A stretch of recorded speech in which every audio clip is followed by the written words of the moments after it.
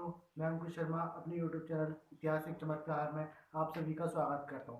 जैसा कि आप सभी को विदित होगा कि हमने हड़प्पा सभ्यता के बारे में उसके बारे में सब कुछ अपनी वीडियो में भाग 2 में सब कुछ खत्म कर दिया था।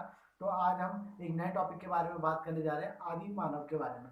आदि मानव के बारे में बात करने से पहले हमें यह पता होना चाहिए कि वो कौन कौन से काल में किस किस काल में उन्होंने क्या क्या उपाधि प्राप्त की। तो पाषाण काल किसे कहते हैं, ये क्वेश्चन बहुत आता है। तो आप यह जान लीजिए कि पाषाण काल कहते किसे हैं। आदि मानव के काल से लेकर जब उसने पत्थर के औजार से धातु के औजार तक का प्रयोग करना शुरू कर दिया था, तो उस काल को पाषाण काल कहते हैं। तो विद्वानों ने पाषाण काल को मुख्यतः 3 भागों में बांटा गया है: प्राचीन पाषाण काल, मध्य पाषाण काल और नवपाषाण काल। तो यह टॉपिक तीनों अपनी अपनी जगह पर बहुत ही महत्व रखते हैं, तो इसलिए हम पूर्ण विस्तार पर आपको एक टॉपिक के बारे में बताएंगे। आज हम बताएंगे आपको प्राचीन पाषाण काल। तो प्राचीन पाषाण काल को भी 2 भागों में बांटा गया है: पूर्व प्राचीन पाषाण काल और उत्तर प्राचीन पाषाण काल। इसको भी 2 भागों में इसलिए बांटा गया है क्योंकि उनकी धातुओं और उनकी जलवायु के परिवर्तन के कारण इस सभ्यता को 2 भागों में बांटा गया है: पूर्व पाषाण काल और उत्तर पाषाण काल। पूर्व पाषाण काल में लगभग यह सभ्यता 5 लाख वर्ष पूर्व शुरू हुई थी। इसमें मानव सभी बातों से अनभिज्ञ था। वह कृषि और अपने घर बनाने की सारी बातों से अनभिज्ञ था। वह जंगली जानवरों की तरह जीवन यापन करता था। उसे किसी भी बातों से कोई फर्क नहीं पड़ता था। वह प्रकृति पर ही पूर्ण रूप से आश्रित था। इसके ही विपरीत उत्तर प्राचीन पाषाण काल, यह काल 8000 वर्ष पूर्व 8000 वर्ष पूर्व जी 8000 वर्ष पूर्व शुरू हुआ था। तो इस सभ्यता में मानव थोड़ा सभ्य हो गया था और उसे थोड़ी कृषि का बारे में बातें पता चली थी, परंतु उसे पूर्ण रूप से ज्ञान प्राप्त नहीं हुआ था। इसके अवशेष हमें नर्मदा नदी से प्राप्त होते हैं और शारदा नदी से प्राप्त होते हैं और सिंधु घाटी नदियों से इसके अंश प्राप्त होते हैं कि इस अंश में क्या क्या औजार उनने बनाए थे। नुकीले औजार बनाए थे उनने सभ्यता इस काल में, और थोड़े अपनी रक्षा के लिए पत्थरों के औजार बनाए थे।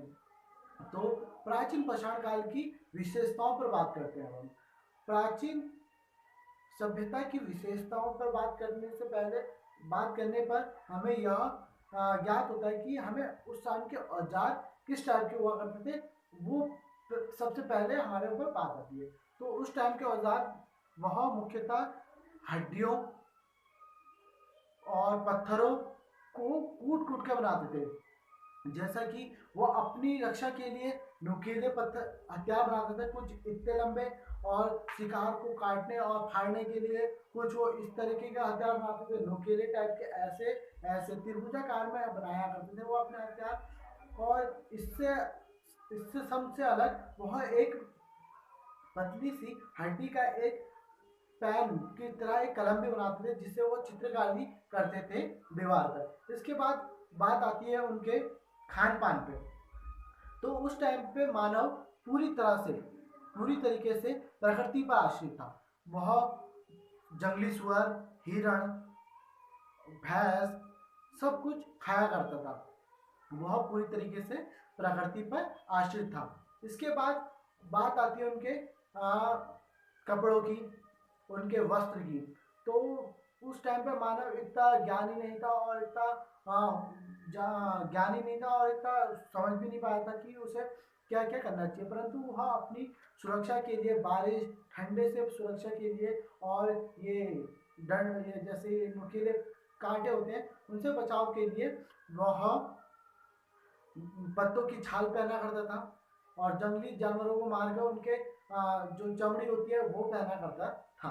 इसके बाद बात आती है उनके निवास स्थान पर कि वह रहते कहाँ थे।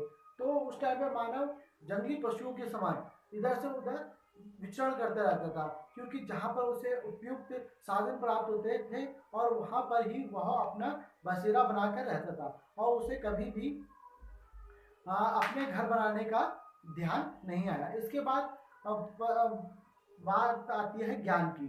तो आपको पता होगा कि पाषाण काल से ही आज की खोज की बात कही जाती है। तो इस काल में ही मानव को थोड़ा ज्ञान प्राप्त हो गया था, इसलिए इसे थोड़ा बहुत ज्ञान पाषाण काल में ही प्राप्त हो गया था। इसके बाद बात की जाती है इनके मनोरंजन की।